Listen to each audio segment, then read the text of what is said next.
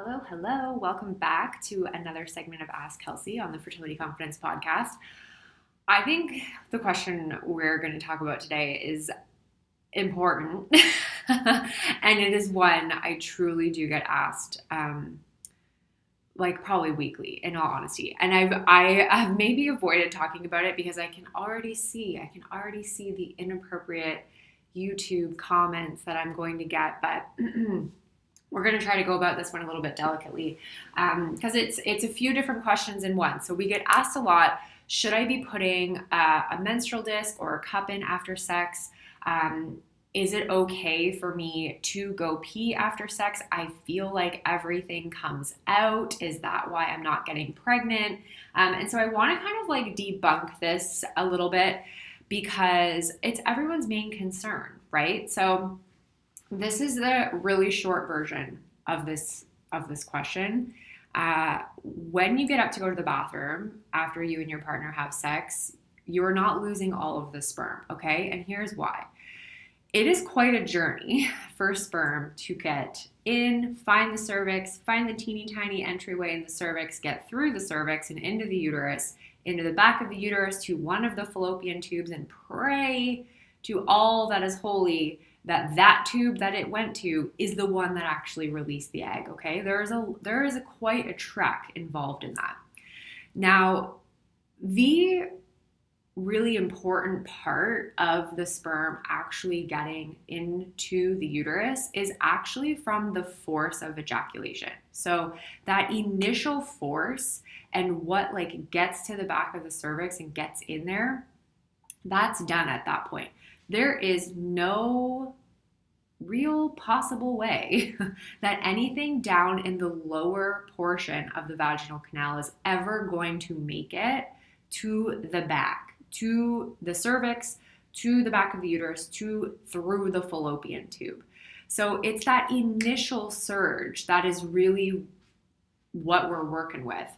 What is then, exiting your body through via gravity afterwards is just the leftover semen and extra fluids that is probably never going to make it there anyways. So this concept of like not moving, for an hour after, or putting a menstrual cup in, we get this one a lot, to just like hold everything in there. There is no validity to those claims. If it makes you feel better, that is completely fine, okay? It's also not going to be harmful. Make sure if you're using a disc or a cup that you're cleaning it properly and washing your hands and yada yada, but there's no harm. So if it makes you feel better, fine. If you find it annoying to have to get up and do those things, you do not need to do that, okay? Do you maybe want to sit there for a minute or two? Sure.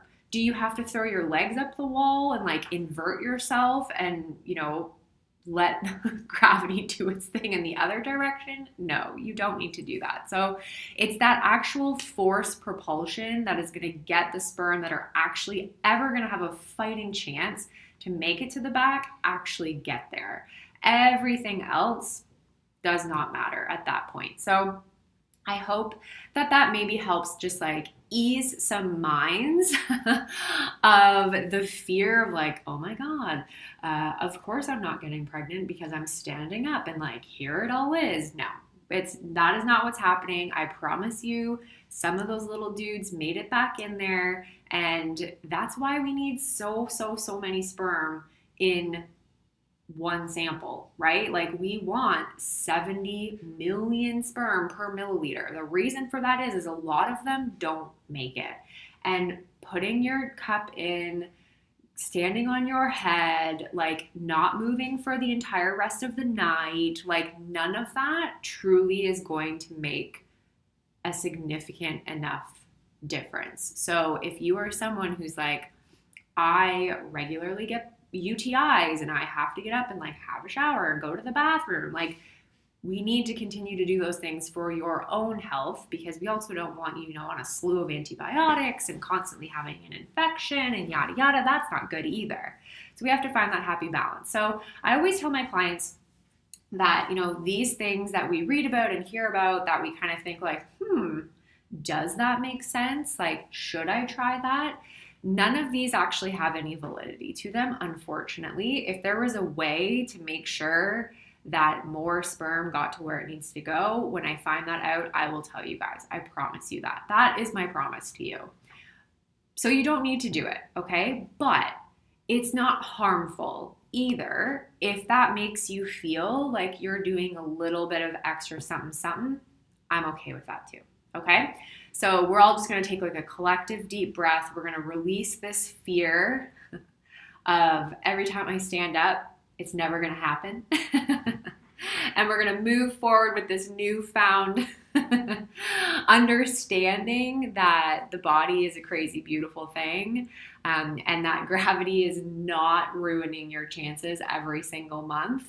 And there's some things that are just old wives' tales, and if they make you feel good, cool, awesome, I'm here to support you, and that's all good. But if they don't serve you, they don't serve you, and that's fine too. So hope that helps, and I'll see you guys in the next one.